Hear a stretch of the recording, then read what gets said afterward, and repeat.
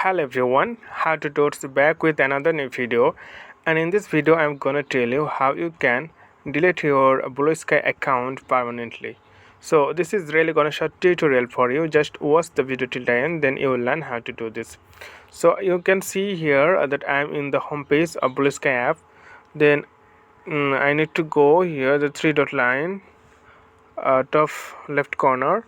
So simply click on three line and scroll down a little bit, and here you'll get the last option, settings. So simply click on settings. So once you click on settings, then you will see the settings interface here, and scroll down a little bit. Then here you'll see the option danger zone. It's delete my account. So this option,